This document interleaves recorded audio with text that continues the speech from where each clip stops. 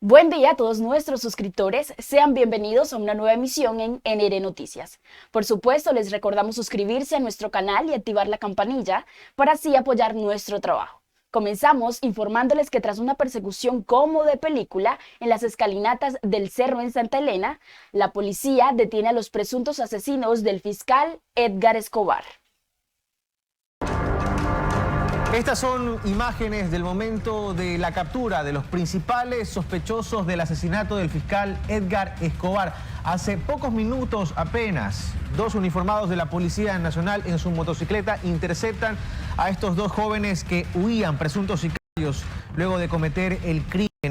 Ocurrió exactamente en el Cerro Santa Ana. Hace pocos minutos vemos como un tercer policía aparece en escena para perseguir al otro joven que sale en precipitada carrera mientras uno permanece sometido en la vereda. Él es uno de los que está detenidos a esta hora de la mañana en el cuartel del GOM, que es el Grupo de Operaciones Motorizadas de la Policía Nacional en el centro de Guayaquil. Esto es en las calles Boyacá y Luis Urdaneta, donde fueron trasladados los dos supuestos responsables de la muerte del fiscal Edgar Escobar, que lamentablemente fue acribillado con al menos 5 tiros de lo que se conoce de forma extraoficial. Como lo pueden ver en el video, se ve cuando los sujetos escapaban desde las calles Víctor Manuel Rendón, en el momento cuando atacaron al fiscal.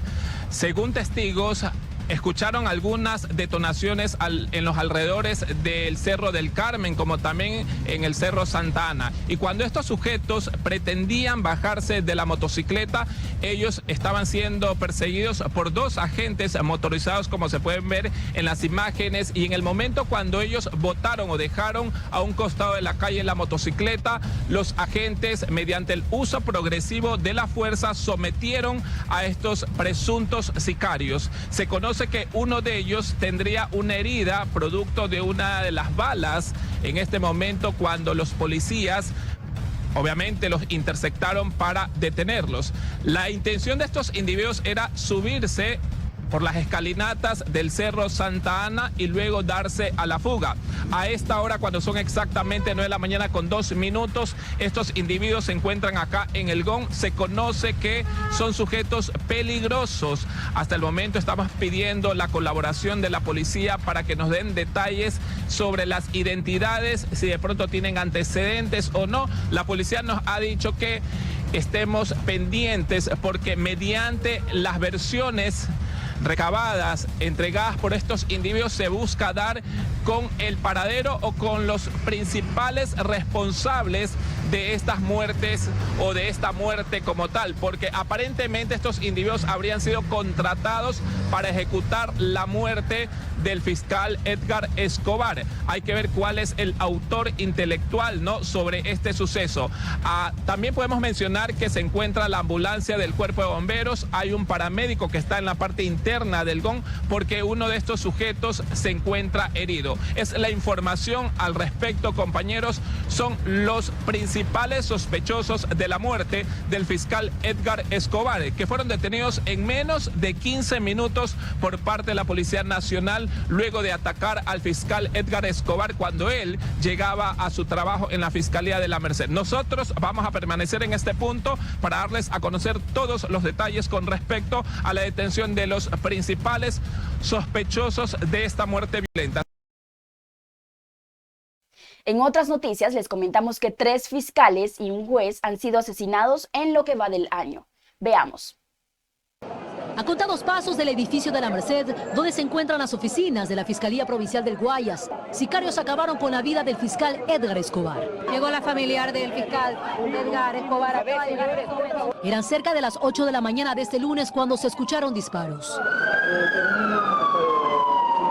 El señor se estaba batonando los zapatos, ya le dio, porque ya se dio cuenta del fiscal, entonces él como que quiso correr, ya no pudo, le dio algunos disparos. Compañeros y amigos del fiscal que llegaban a su lugar de trabajo se enteraban de la noticia, quedando impactados con lo ocurrido. Dolor ahorita profundo y no queremos interrumpir las investigaciones. Ya. Lamentando obviamente la muerte de su compañero. Sí, nos duele bastante. Pero esto es una muestra más de que la policía los medios de comunicación, las organizaciones sociales, fiscalía, operadores de justicia, deben de mantener un equipo cerrado para erradicar la violencia. El cadáver del fiscal quedó tendido debajo de este árbol en la Plaza Pedro Carbo, frente a la iglesia La Merced. Escobar, de 45 años, trabajaba en el área de personas y garantías, unidad encargada de investigar las muertes violentas. La Policía Nacional acordonó el sitio para evitar que personas se acerquen al cadáver. De lo que tenemos por el momento, los indicios balísticos nos dice que es una o más armas calibre 9 milímetros. La violencia criminal con la que siguen actuando los sicarios en Guayaquil se ve en el orificio de bala que quedó en un kiosco ubicado en las calles Víctor Manuel Rendón y Córdoba. Estábamos trabajando, estaba con mi hijo y lo único que fue abrazar a mi hijo y tirarme al piso, no había nada. Pues cuando ya pasó todo nos dimos cuenta. Mientras los agentes de la Policía Nacional llegaban al lugar para recabar indicios, otros servidores policiales capturaban a los principales sospechosos de esta muerte violenta. Les comentamos también que un estudio revela que en Ecuador hay un alto déficit habitacional. El acceso a una vivienda propia sigue siendo una deuda social y económica en el país. Cada año en el Ecuador se conforman alrededor de 87.000 nuevas familias, pero solo se construyen 40.000 viviendas. Henry Yandún, presidente de Constructores Positivos, explica que esto ha hecho que alrededor de 493.000 hogares vivan en hacinamiento. Por ello considera fundamental que desde el Ejecutivo se impulse el sector de la construcción y se promocionen los proyectos que ya existen. Hay dos tipos de vivienda que el gobierno está subsidiando. Las que son entre 40.000 y 90.000 dólares, donde el gobierno da un subsidio a la tasa de interés. En lugar de pagar el 9%, se paga el 4,99 o menos, lo cual es una muy buena opción. Lamentablemente en este caso, la ciudadanía no conoce de esta virtud, porque con este tipo de financiamiento, el costo de la cuota de la vivienda propia es parecida a la cuota del arriendo. Pero para que la gente pueda acceder a una vivienda propia, es fundamental el sector financiero, que a decir de Yandún, está jugando un rol importante al momento. Este año, uniendo mutualistas, cooperativas, el Seguro Social y la banca, se va a superar el récord de los 2.000 millones de dólares en créditos hipotecarios. Desde el Banco del IES dicen que este año se superaron las expectativas que existían. Tenemos en este momento conseguidos más de 7.000 operaciones para la adquisición de vivienda terminada, y esto representa más o menos un 20 a 30% con respecto al año pasado en crecimiento. No obstante, hay quienes creen que pese a que existen buenas opciones, no todos deciden hacer una inversión de este tipo, especialmente por la inseguridad que atraviesa el mercado laboral. Si no tiene la capacidad de pago, si no tiene un empleo adecuado, si sus ingresos son muy inestables, difícilmente va a poder acceder a un financiamiento. El gobierno no solo debe impulsar el sector de la construcción, sino y como prioridad, el empleo formal. Seguimos, ahora les presentamos un análisis de la pregunta número 6 de la consulta popular que habla sobre la sustitución de la elección de los miembros del CPPCS.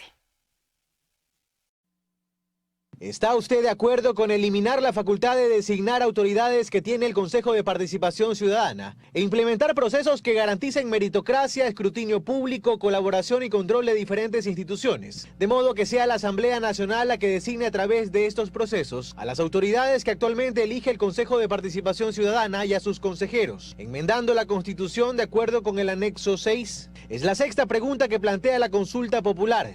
Con su eventual aprobación, la designación de 77 autoridades pertenecientes a la función electoral, judicial y de transparencia dejaría de ser competencia del Consejo de Participación Ciudadana. Se propone la creación de un sistema desconcentrado en el que participan diferentes entidades como nominadoras y la Asamblea Nacional como función designadora.